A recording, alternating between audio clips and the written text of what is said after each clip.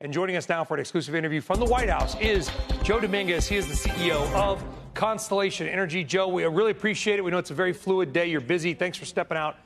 What exactly does this EO do, and how will it help Constellation?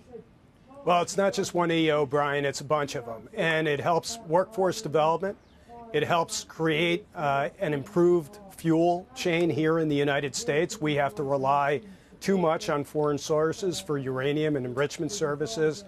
It creates a partnership with the U.S. military to site new reactors and to develop the reactors of the future. And most importantly, from my perspective, it starts to reduce the regulatory burden that costs us time in the development and the operation of nuclear plants. So this is a huge day. If you wanted to build a new nuclear power plant somewhere in America, say Maryland, right, where you're based, just throwing that out there, and tomorrow you said, let's do it, how long would it take and how much would it cost between you deciding to do it and the day the power switch is turned on? Well, that's a very good question, because it actually gets to one of the things the EO attempts to fix. Look, the first thing that we have to do is go get a site permit. And in getting that site permit, the question they ask is, can you have a nuclear power plant at this particular site, which makes complete sense.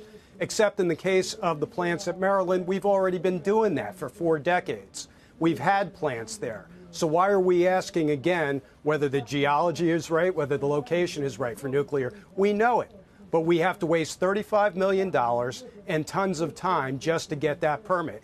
And each step along the way, we have regulatory burdens that, in the grand scheme of things, make no sense and extend that period of time. In answer to your question, it could take up to a decade to get that plant built, up and running. But the big part of it is a lot of permitting work that slows the whole process down, makes it more expensive because the loans that we have are burning up interest dollars during that whole period of time. Faster we could get through the regulatory process, the more we could eliminate redundant steps or unnecessary steps, the faster we could get the reactors on. That's what these EOs do.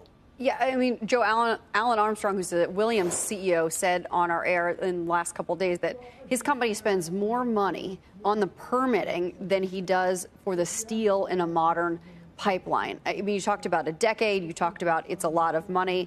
Does this EO actually really change that, or is it just the hope that it will change it? I think we're still trying to determine how far this can actually go. Well, look, I think it's direction to the NRC to get going. Stop talking the talk and start walking the walk. And they've done a good bit of that. You know, this isn't an abrupt change. Under Chairman Hansen, the prior chair, we had already started on this pathway. This will accelerate it fairly dramatically with a timetable for compliance to start to eliminate these regulations that don't make sense. If we do that, then this is going to work. You know, Joe, I am wondering sort of what your discussions have been with the Trump administration up to this point. Clearly, you were in the room when it was signed. I mean, is the president taking calls from CEOs like you that have real concerns about things that can actually get done? Is there an open phone line to the president to make business better in this country? You know, the president's got a lot on his plate. I don't think he is prioritizing a telephone call for me, but he's done something better. He's connected me with Secretary Burgum, Secretary Wright.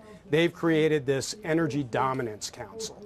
And what that is doing is allowing one forum for all of industry, all the stakeholders involved, to provide their best ideas. NRC too, right? A lot of these ideas that we're talking about were generated within the agency of things we could do if we put our mind to it.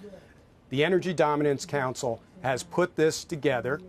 Then we get an EO and a direction to start implementing it. So I think the line of communication has been intense with the administration, albeit not with the president for obvious reasons, given everything he's doing.